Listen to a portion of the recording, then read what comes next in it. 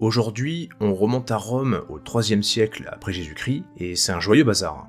En l'espace de 50 ans, on change d'empereur comme on change de chemise. Pas moins de 20 souverains se sont succédés, la plupart assassinés ou renversés. L'Empire romain traverse une des périodes les plus chaotiques de son histoire, que l'on appelle aujourd'hui l'anarchie militaire. En plus des conflits de pouvoir pour le trône impérial, les crises économiques et sociales s'ajoutent au chaos politique. Et comme si ça ne suffisait pas, les Germains jouent les invités surprises en Gaule, et les Sassanides frappent aux portes d'Antioche. L'Empire romain sombre alors dans une phase destructrice. C'est là qu'entre en scène le héros du jour, Dioclétien.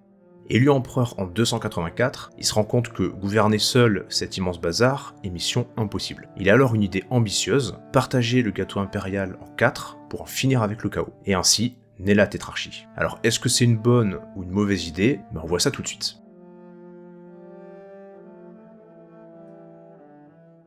Gouverner un empire qui s'étend de la Bretagne à la Mésopotamie, avec des invasions d'un bout à l'autre et des généraux qui se proclament empereurs à tour de rôle, c'est un peu comme essayer de gérer une réunion de famille où tout le monde est fâché, ça part dans tous les sens. Avec des frontières menacées, des rébellions internes à l'appel et une capitale trop éloignée des zones de conflit, Dioclétien va vite comprendre qu'un homme seul ne peut pas contenir ces crises multiples et stabiliser le pouvoir. En fait, lorsqu'il devient empereur en 284, il hérite d'un empire plongé dans le chaos après plusieurs décennies d'instabilité, donc son premier objectif était de rétablir l'ordre et de sécuriser son pouvoir face aux nombreuses menaces internes et externes. Dès son accession au trône, il part en guerre pour éliminer ses rivaux, en particulier Carin, qu'il arrive à vaincre lors de la bataille du Margus en 285. Cette action lui permet de s'affirmer comme l'unique souverain légitime. Durant cette période, il commence à réformer l'administration et l'armée pour renforcer la stabilité de l'empire.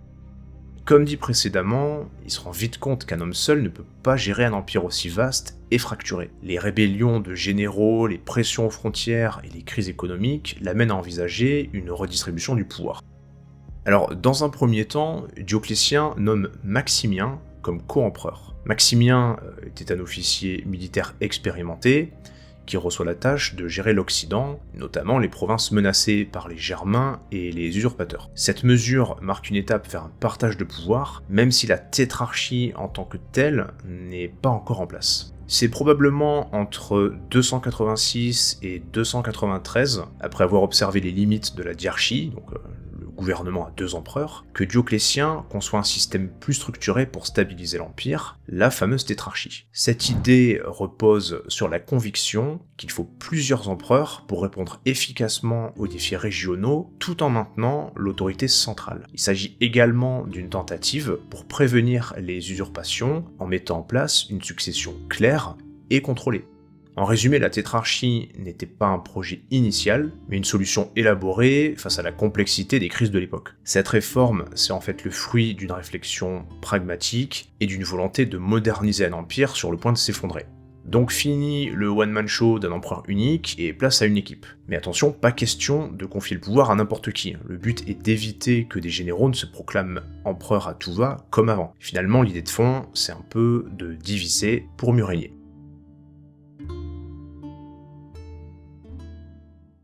En 293, Dioclétien met son plan en action, la tétrarchie. Ce système repose donc sur une répartition du pouvoir entre 4 dirigeants. Alors voici le casting. 2 Augustes, titulaires du pouvoir suprême, Dioclétien à l'est et Maximien à l'ouest. 2 Césars, choisis pour assister les Augustes et leur succéder ultérieurement, Galère pour Dioclétien, Constance Chlore pour Maximien. Pour mieux comprendre les événements qui vont suivre, je vais rentrer dans le détail de ces personnalités. Alors déjà, parlons de Maximien. Il est nommé par Dioclétien pour plusieurs raisons. Comme dit précédemment, avant même la mise en place de la tétrarchie, il a été nommé co-empereur en 285 et avait déjà fait ses preuves. C'était un officier loyal, connu pour ses compétences militaires. En s'alliant à lui, Dioclétien consolide son pouvoir face aux menaces internes et externes. Étant donné que la tétrarchie allait nécessiter une répartition géographique, Maximien était tout désigné, car il gérait déjà les provinces occidentales, où les incursions barbares nécessitaient une attention particulière. Il avait déjà démontré son efficacité, notamment contre des groupes comme les Bagodes, des bandes rebelles actives en Gaule, ou encore contre les Burgondes et les Alamans en Germanie. Au niveau des deux Césars nommés en 293, donc Galère nommé par Dioclétien, c'est un général expérimenté qui s'était distingué par ses compétences sur le champ de bataille. À une époque où les menaces extérieures, notamment les Sassanides à l'est, représentaient un danger constant, il fallait un leader capable de mener des campagnes militaires décisives. Dioclétien a vu en lui un stratège compétent, capable de protéger les provinces orientales. D'ailleurs, comme Dioclétien lui-même, Galère était issu d'une famille modeste, sa nomination reflétait en quelque sorte la méritocratie prônée par Dioclétien, qui cherchait à s'entourer de dirigeants compétents, plutôt que de privilégier les dynasties aristocratiques.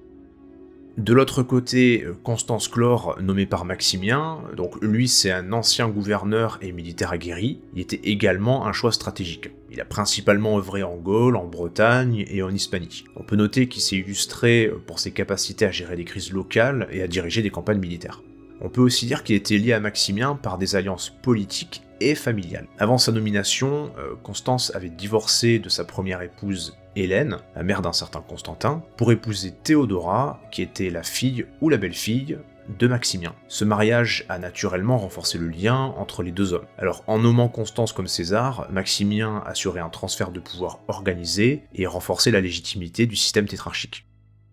Donc finalement, ces nominations répondaient à un besoin urgent d'organiser l'Empire pour le rendre plus efficace face à des crises multiples, tout en instaurant une succession planifiée pour éviter les conflits après le règne des Augustes. Concrètement, chaque dirigeant gouvernait un territoire distinct, tout en collaborant avec les autres pour défendre l'ensemble de l'Empire. Cette répartition géographique était accompagnée d'une sacralisation accrue du pouvoir impérial. Dioclétien a introduit des rituels solennels pour renforcer l'image divine des empereurs et consolider leur autorité. En fait, en donnant aux empereurs une dimension quasi divine, ces rituels plaçaient leur autorité au-dessus des simples préoccupations humaines. Ça les rendait moins vulnérables aux critiques et aux oppositions, car contester l'empereur revenait à s'opposer à une autorité sacrée.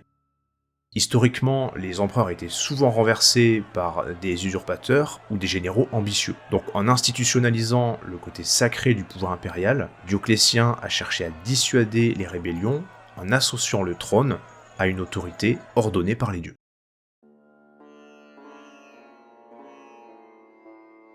Alors une fois le système mis en place, comment ça se passe ? Au début, ça roule.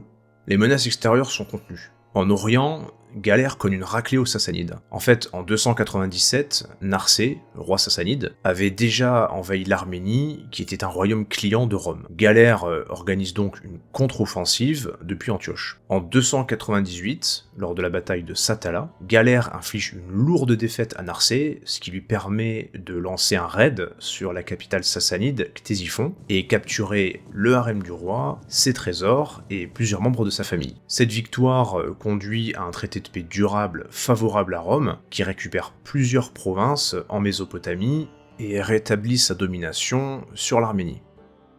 De son côté, Constance Chlore remet de l'ordre en Bretagne. En fait, un peu avant, en 286, un général romain nommé Carausius s'était auto-proclamé empereur en Bretagne et dans le nord de la Gaule. Son successeur, Alectus, continuait de défier l'autorité de Rome. En réponse à ça, Constance Chlore lance une campagne contre Alectus en 296. Il reconquiert le nord de la Gaule et organise une invasion de la Bretagne. La bataille décisive a lieu près de Londres, où Alectus est tué, ce qui rétablit le contrôle romain sur la région.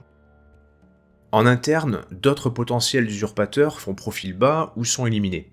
En réalité, la tétrarchie a dû faire face à plusieurs prétendants au trône dans les provinces éloignées, notamment en Égypte et en Afrique du Nord. Par exemple, en Égypte, un certain Domitius Domitianus se proclame empereur. Dioclétien mène alors une campagne militaire en personne pour le vaincre en 297. Quelques années plus tard, en 305, Dioclétien, justement, alors âgé de 61 ans, et Maximien, âgé de 55 ans, abdiquent volontairement, ce qui est un geste sans précédent dans l'histoire de l'Empire. Ils espèrent une transition harmonieuse et laisser derrière eux un système de gouvernement solide, sauf que... non. Alors, au début, sur le papier, tout se passe bien. Les deux empereurs seniors, les Augustes, sont remplacés comme prévu par Galère et Constance Chlore, qui nomment à leur tour les nouveaux Césars, Sévère II et Maximin Daia, deux officiers d'origine illyrienne. En coulisses, Maximien continue de jouer un rôle important dans l'arène politique, en particulier après l'instabilité liée à la succession. Officieusement, il n'était pas satisfait de la nouvelle configuration de cette tétrarchie, car son fils Maxence en était exclu. Il espérait pour lui un titre de César afin de perpétuer sa lignée. Assez rapidement, les luttes de pouvoir commencent et mettent en lumière les tensions géopolitiques entre les différentes régions de l'Empire. Le point de rupture arrive en 306, à la mort de Constance Chlore. Son fils, un certain Constantin, se fait alors proclamer empereur en Bretagne. Cette proclamation déclenche évidemment une série de conflits, car plusieurs prétendants cherchent à s'emparer du pouvoir. Maxence, justement, le fils de Maximien, se rebelle également contre les nouveaux dirigeants et se proclame empereur à Rome la même année. Il est soutenu par une partie de l'aristocratie romaine, notamment en Italie. Maximien, cherchant à reprendre le pouvoir aux côtés de son fils, rentre en conflit ouvert avec Constantin, et il est vaincu par celui-ci en Gaule en 310. De son côté, Maximin d'Aia, autre prétendant, prend la tête de la partie orientale de l'Empire après la mort de Galère en 311 et continue de revendiquer son pouvoir. Le point culminant du conflit est la célèbre bataille du Pont Milvius, qui se déroule en 312 entre Constantin et Maxence. Cette bataille voit la victoire de Constantin, qui devient maître de la partie occidentale de l'Empire.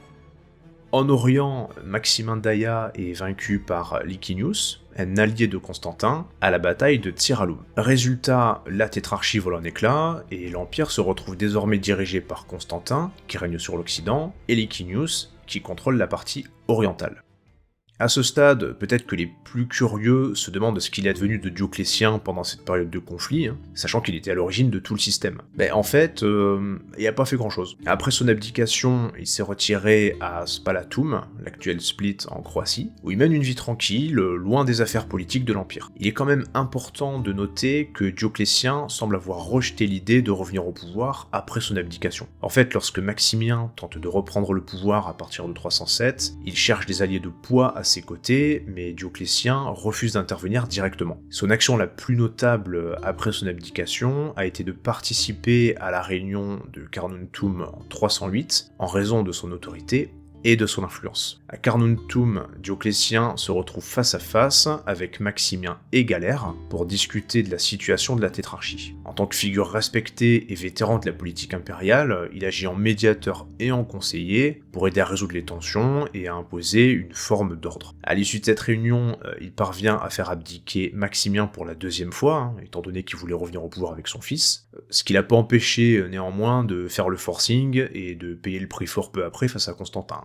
Donc en résumé, Dioclétien n'a pas cherché à revenir sur la scène politique, sa médiation et son autorité ont permis de limiter temporairement les conflits, mais ça n'a pas suffi à empêcher la fin du système et l'émergence d'un modèle impérial plus centralisé sous Constantin.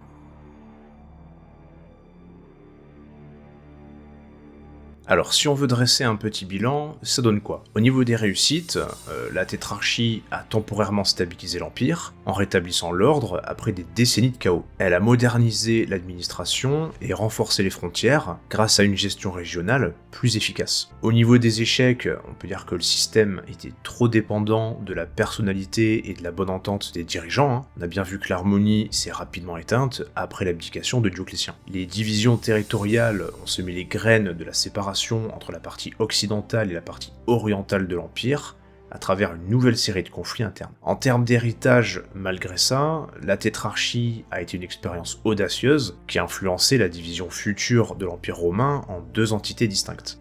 Au final, on peut dire que la tétrarchie a été une tentative novatrice de sauver un empire en déroute. Même si elle n'a pas réussi à prévenir les divisions à long terme, elle représente un exemple d'ingéniosité politique face à des crises multiples. Elle pose une question qui résonne encore aujourd'hui, jusqu'où peut-on aller pour préserver l'unité d'un empire? De votre côté, qu'est-ce que vous pensez de la tétrarchie? Est-ce que ce système aurait mérité une seconde chance, ou bien vous préférez le système à deux empires? N'hésitez pas à me le dire en commentaire. En tout cas, merci d'avoir suivi cette vidéo, et on se retrouve prochainement pour un nouveau voyage dans le temps. À bientôt!